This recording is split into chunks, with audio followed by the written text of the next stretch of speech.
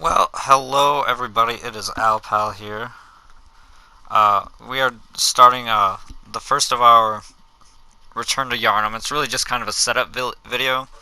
We're gonna just kind of like speed through things because like not a whole lot of exciting stuff goes on and just kind of like talk about the build. And this is just video commentary anyway, so uh, otherwise I'd be uploading like 30 minutes to half an hour long videos, and those are quite a bit of time, so keep it 15 minutes. I can kind of just go over what's happening. This first part's really kind of sad. But anyway, what we're going over, Return to Yarnham, is kind of like an October thing that people on Reddit are doing anyway, where you go in, you start a new character, and you basically do a Sinister Bell run. So like you try to complete each level while your Sinister Bell is ringing. And so you either invade or you get invaded. Adds a whole new level of difficulty to the game, and some people are cosplaying and stuff. Like, I didn't really put a lot of thought into that. I just thought like, oh, I'm gonna go do a bunch of PvP, so I kind of thought more along the lines of the build. But I did give my character a cool name, and it's Yawgmoth. It's a Magic the Gathering character. He just got his first card. I'm not gonna go on too long about that though, but um, I do make a mistake. I go with a pure strength build here, but I should have done like pure arcane or something just to be on theme, but that would have taken me too long to get set up, and like the PvP aspect of it in between would have just been abysmal. I would have got shredded until I got into the choir workshop. So yeah,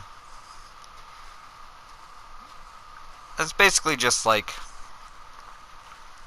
getting started, like there's not a whole lot I can do until I get through the cleric beast, which I'm not too sure if I do that in this video or the next one. I know it takes me a little bit to get like reacquainted with the game. So yeah, that's what's going on here.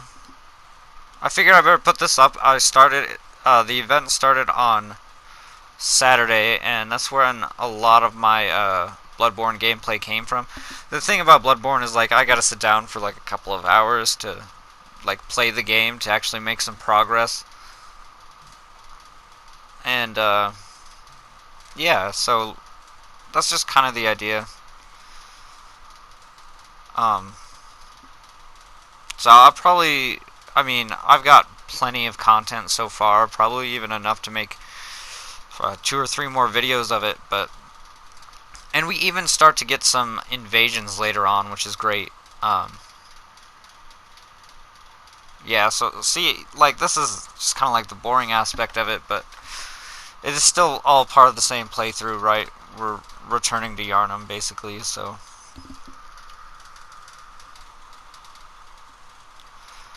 Now, I've done a lot of different builds for this. I've done a Strength Arcane build, which was a lot of fun, and I probably would have done that again if I wasn't trying to be, like, original with myself.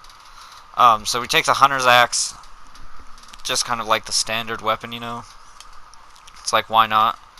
And we take the Blunderbuss, which was kind of a mistake.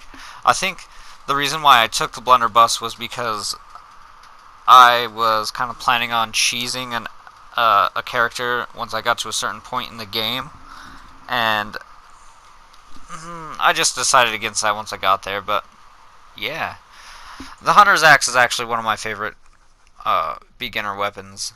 Though the Saw Cleaver, nothing really competes with that. But actually, I'll just say it. I like all three. The Threaded Cane's pretty wicked as well.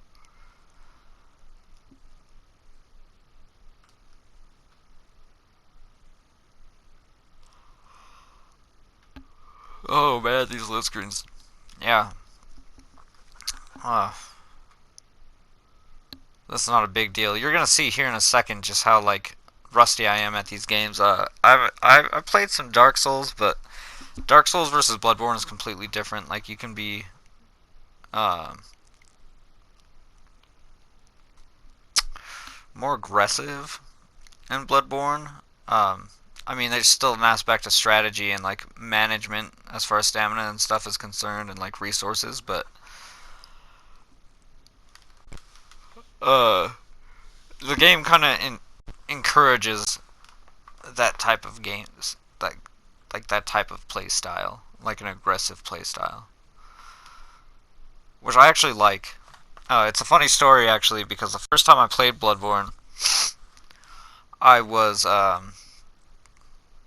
I wasn't sure how to heal exactly. I didn't know about blood vials and stuff like that. I didn't know which button to press really. So like, I just thought that you had to gain all your health back from hitting people. So I was like, this game's gonna be hard. But now I know better. This is probably like my 10th character.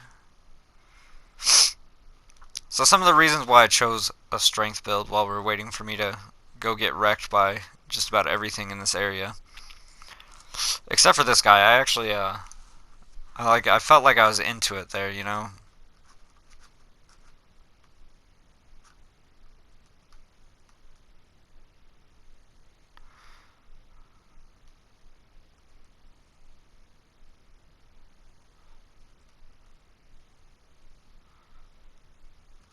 Yeah. Still almost died, but you get the point. Um oh, but I died there. Of course I did.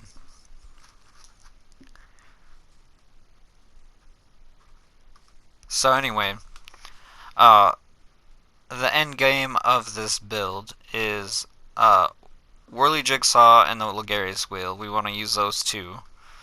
Just because those are like my two favorite weapons so far. As far as like if I'm doing a strength type build, they just have like worked so well for me. Especially if I like want to take this character farther. Like maybe if I get it into New Game Plus by the time next October comes around. Like I'm sure I could if I like sat down and actually focused on playing Bloodborne a lot more. But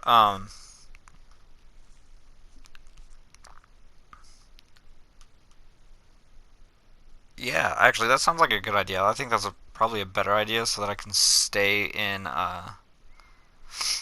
like, I could be a meta invader, essentially. And I could probably do that with a few builds, actually, and not really be concerned about it. But anyway, um,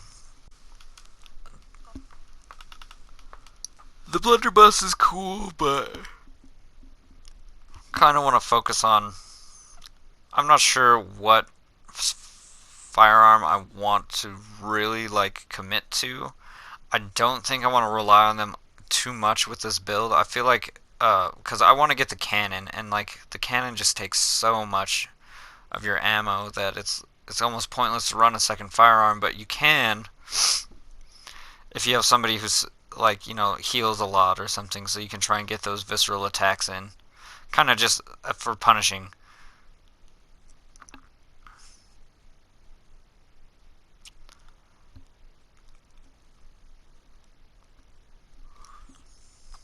Yeah, let's see what happens here. I'm about to. This is the part where I just go in and get destroyed. I was thinking it would take me one shot, uh, go in, get my first Madman's knowledge. Then I could go level up, and then I could go and take on the cleric beast. And I don't think I even made it that far.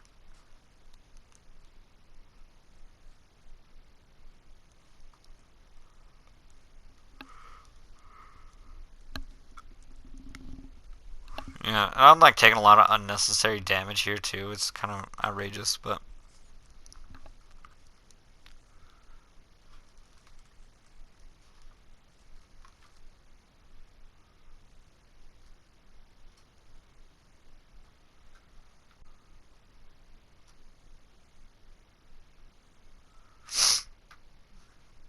yeah, I can understand why I was like not really into. I don't know. Maybe I could have just like skipped putting this up, but it's part of the journey, you know? Like remembering where all of these enemies are. Basically dying at every enemy. That guy was a piece of cake though, but I forget that like a bunch come over there. And I should be using the transformed version. It's got like a wider attack pattern, I think.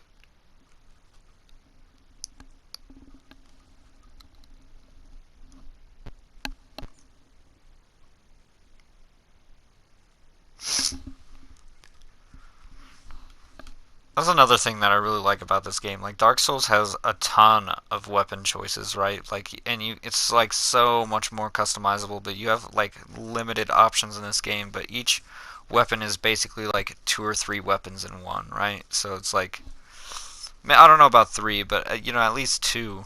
And there's some really cool ones.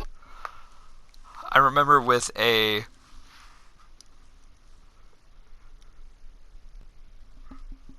which was it as a for my Blood Tinge build, I picked up the Rider Palash in Canehurst Castle, which, like I was close to getting the Chikage anyway, but the Rider Palash is a really cool weapon to use anyway. Especially, like, at that point, you should be starting to put some stuff into Blood Tinge so that you can use the Chikage and, like, be effective and stuff. So, like, when you shoot people with the Rider Palash at, like, point blank range or, like, whatever, it's actually pretty decent. And it's a really cool, it's just a cool weapon. The Chikage, even though it's like a really good weapon, it's almost like, I don't want to say the most disappointing one because like it's not really, because it does turn into a sword that it's like dripping blood, and that's really cool. But like, I don't know, I just kind of like to see the transformation a little bit more and like be able to recognize it. I guess you do two-hand it. I will say though that I haven't had a chance to try Lady Maria's weapon though. So I'm surprised. This is the setup. I'm pretty sure I die soon. Oh yeah, no, I know where I die.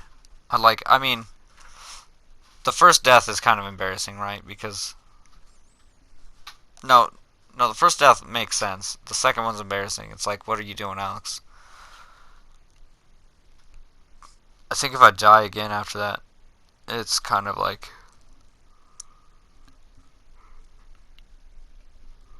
I'm a joke.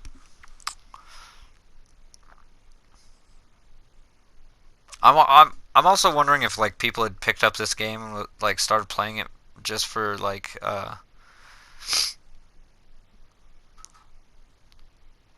you can't say like they're returning to Yarnham, right? Like they wouldn't know about that, I guess.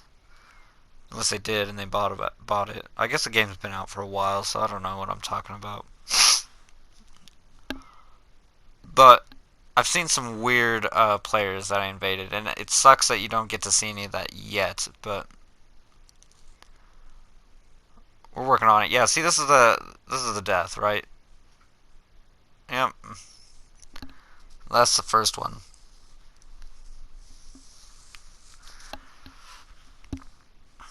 Kind of just like, it's like, really? You did that. How did I, like... it's a stun lock, so, like, you get caught in it, you get caught in it. There's not a lot you can do about it, but...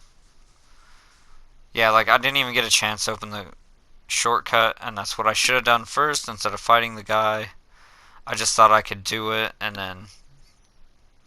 I couldn't. And then I get really, penisy here. We got, like... just a little bit of time left here. I bet I die again, and that's where I stop the video because I'm freaking done. Like I'm so rusty, so rusty. That end, like I think I was waiting for my homeboy to get on.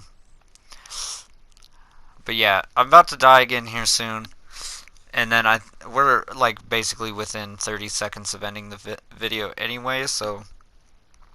If you're interested in this stuff, if you're partaking in, Return to Yarnham, go ahead and leave a comment. Tell me, like, what you're doing, your build, if you're cosplaying, whatever.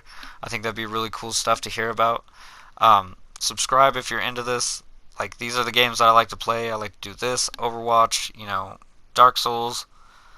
So that's going to wrap it up for us, guys. Be kind and spread the love, and we'll see you next time. Peace.